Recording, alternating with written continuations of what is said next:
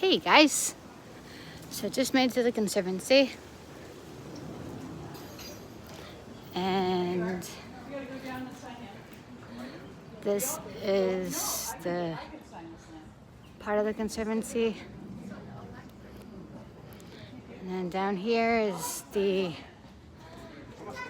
hall, which is really cool, and this is where I volunteer. This is where I work, and then that's the Kids Center. I have no sense of time today. And sometimes, not all the time, you can see little squirrels and stuff down here, but I don't see anything today. And then down there is the Wildlife Hospital. And then right here is the Ocean Discovery Center, the other side of it.